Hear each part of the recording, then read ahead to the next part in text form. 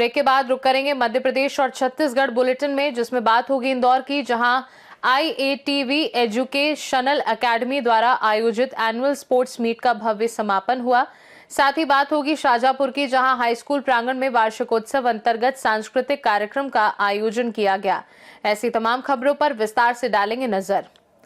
परम पूज्य श्री राम मधु श्री महाराज साहब ने जैन धर्म की कठिन तपस्या और वैराग्य की अनुपम मिसाल प्रस्तुत करते हुए 45 दिनों की अखंड साधना के पश्चात सोमवार 29 दिसंबर को देह त्याग कर मोक्ष मार्ग की ओर प्रस्थान किया। 15 नवंबर को इंदौर में उन्होंने संथारा व्रत अंगीकार किया और 16 नवंबर को आचार्य श्री रामलाल जी महाराज साहिब की आज्ञा से दीक्षा ग्रहण की। इस दौरान इंदौर श्री संघ ने इसे महोत्सव के रूप में मनाया। 45 दिनों तक निर्विकार साधना कर उन्होंने शांति भाव से अंतिम सांस ली, जिससे संपूर्ण जैन समाज भावुक एवं गौरवान्वित हुआ। जी, और इसके पूर्व में भी संथारा आपके परिवार में हुआ है, क्या कहना चाहेंगे? मेरे इससे पहले 2.5 साल, लगभग 2.5 साल पहले मेरे पिताजी ने भी संथारा लेकर, संयम लेकर और 12 दिन का संथारा, 4 दिन की दीक्षा में उन्होंने देवलोक हुए 12 दिन में। इस बार आपकी माताजी का संथारा हुआ है, कितने दिन का हुआ है और किस तरीके से देखते हैं इसको आप लोग? ये संथारा लगभग 45 दिन तक चला। 46 दिन की उनकी उपवास रहे और 44 दिन की उनकी दीक्षा रही। और इस 45 दिनों के दौरान परम पूज्य आदित्य मुनि जी महाराज साहब, अटल मुनि जी महाराज साहब एवं उनके साथ 2 और संतों ने जो आराधना इस संथारे की कराई वो अद्भुत रही। और इस संथारे की इस आराधना में सबसे बड़ी चीज़ ये रही कि जो लोग नहीं जानते थे, जैन अजैन, जो लोग इसको बिल्कुल संथारे से अनभिज्ञ थे, उन लोगों को भी संथारे के प्रति काफ़ी जागरूकता आई। और आदित्य मुनि ने संथारे में भजनों के, कीर्तन के माध्यम से सबको ये समझाया कि संथारा क्या है और संथारे के महत्व को समझाया। तो हर वहाँ मौजूद जितने इंसान रहते थे उनको सबके मन में ऐसी भावना आ जाती थी कि हमारा भी अंतिम समय ऐसा ही निकले। आपका नाम? राजेश।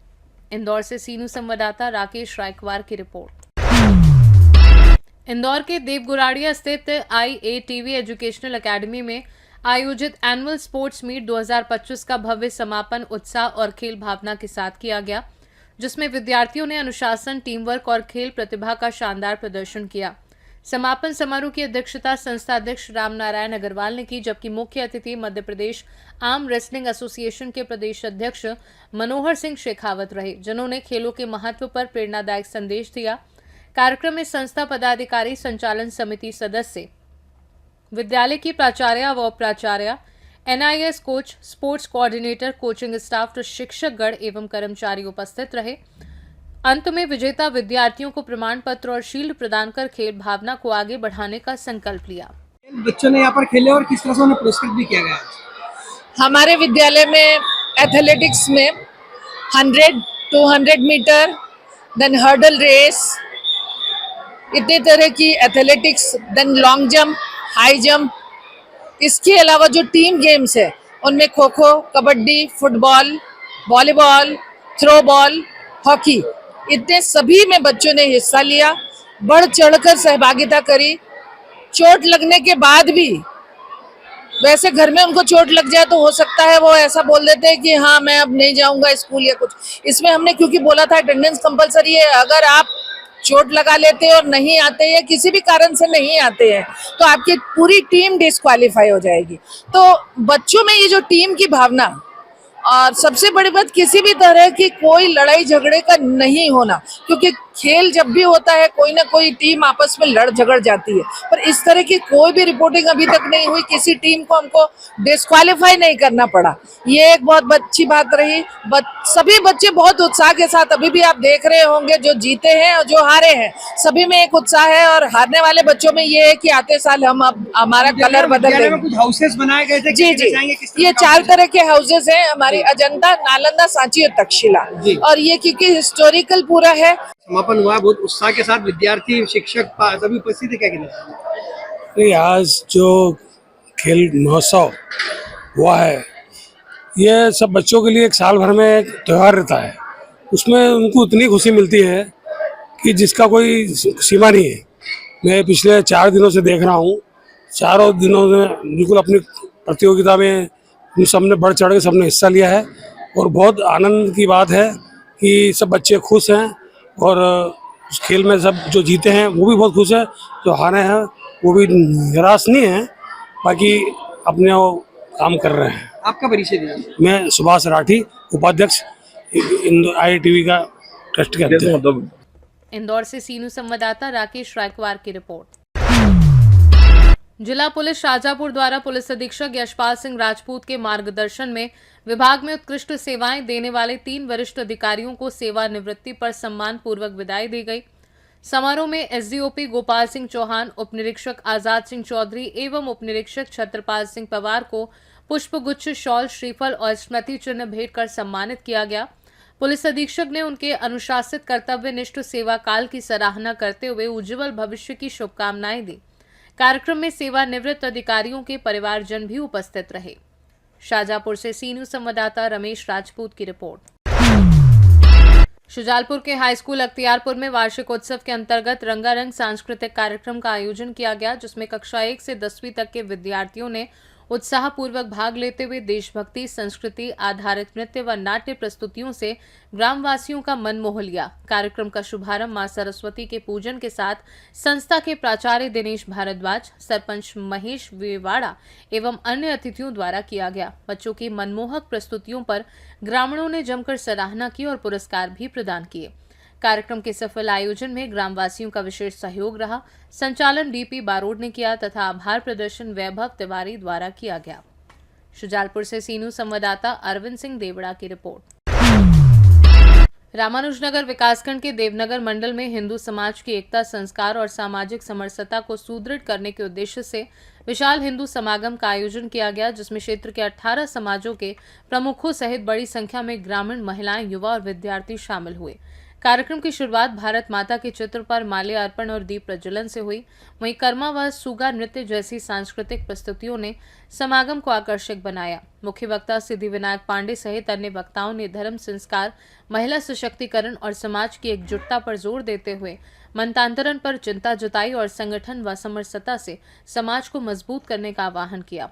समापन अवसर पर समाज प्रमुखों का सम्मान, भारत माता की सामूहिक आरती और भंडारे के साथ कार्यक्रम संपन्न हुआ।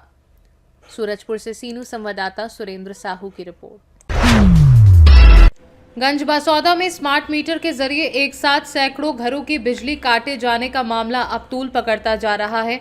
मंगलवार को युवा कांग्रेस ने विद्युत मंडल कार्यालय का घेराव कर जमकर नारेबाजी और धरना प्रदर्शन किया। इस दौरान युवा कांग्रेस अध्यक्ष के नेतृत्व में कार्यकर्ता अधिकारियों के खिलाफ मुर्दाबाद के नारे लगाते हुए नजर आ रहे हैं।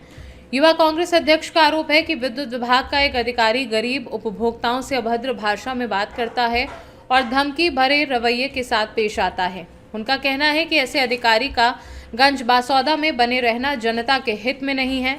प्रशासन से मांग की गई है कि संबंधित अधिकारी को तत्काल यहां से हटाया जाए, अन्यथा आंदोलन अनिश्चितकालीन धरने में बदल जाएगा, जिसकी पूरी जिम्मेदारी विद्युत विभाग की होगी। मंडल पिछले 2 दिन से शहर के उपभोक्ताओं के कनेक्शन काट रहा है। किसी को कोई सूचना नहीं दे रहा। आपका कनेक्शन कटने के बाद आपके पास सूचना आ रही है कि आपका कनेक्शन कट गया है। अब जब कनेक्शन कट गया है आपका, तो आप एक बात बताइए कि आपके पास टंकी में पानी नहीं है, किसी के यहाँ लाइट नहीं जल पा रही, आपको सूचना पहले देना चाहिए और 8 दिन का समय देना चाहिए, हमारी मांग है। लेकिन विद्युत मंडल का अधिकारी कहना है अगर 1 तारीख को बिल नहीं भरा तो हम तो लाइट काटेंगे, जिसमें जो बस की है वो कर ले। और उनका सीधा एक स्पष्ट रूप से हमने उनसे पूछा कि जिसके 2 लाख बकाया है तो कहने लगे समय जब हमें मिलेगा तो हम उनके भी काटेंगे, लेकिन पहले हम उसका काटेंगे जिसका 1 महीने का बकाया। और जो अधिकारी हैं यहाँ पे सन्नी वर्ग से जी हैं शायद, उनका रवैया अधिकारी लेने लायक है नहीं। विद्युत मंडल का दुर्भाग्य है कि ऐसा अधिकारी विद्युत मंडल को मिला, गंजबासौदा को मिला। तो प्रशासन से ऐसी हमारी मांग है कि इनका ट्रांसफ़र किया जाए यहाँ से, जनता को इनसे मुक्ति मिले और कोई ऐसा अधिकारी कम से कम आए जो विद्युत मंडल में लोग आए तो उनसे सम्मान से बात करें और उनकी समस्या सुने।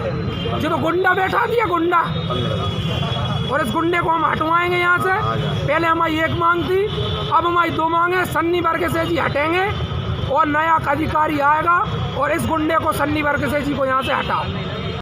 सब मिला के 1,500 लाइनें काटी। सर क्या क्राइटेरिया रखा गया है, किनकी लाइट काटी जाएंगी? जिसके 3-3 महीने से बिल जमा नहीं हो रहे हैं और जिनके 5,000 रुपये के ऊपर डिफॉल्ट है, ऐसे लोगों के जो नॉन पे कंज्यूमर जिन लोगों की मतलब जिनका 3 महीने से बिल नहीं भरा या 5,000 से ऊपर है, उन हाँ। सबकी लाइट काटी हाँ, जाएगी। और 5,000 से ऊपर वाले जिनके बिल हैं बकाया, उन लोगों की बिजली नहीं काटी जा रही है। जो गरीब लोग हैं 5,000 2,000 हैं, उनको समय सीमा न देकर उनकी बिजली बंद की जा रही है। सबसे पहले 1 लाख रुपए के ऊपर की लाइनें काटी जा रही है जी। और हमने 1 लाख के ऊपर के कम से कम इसी महीने समाधान योजना में करीबन 12 लोगों के पैसे जमा कराकर उनको समाधान योजना का लाभ देकर और उनका निराकरण किया है। और उसके बाद हमने 50,000 के लोगों की लाइन काटना शुरू करी है। अच्छा। उसके बाद 25,000 का और उसके बाद विदिशा से सीनू संवाददाता हेमंत आनंद की रिपोर्ट। मध्य प्रदेश और छत्तीसगढ़ बुलेटिन में फिलहाल के लिए इतना ही। बने रहिए सी न्यूज़ भारत के साथ। हर खबर आपके साथ, आपके हाथ।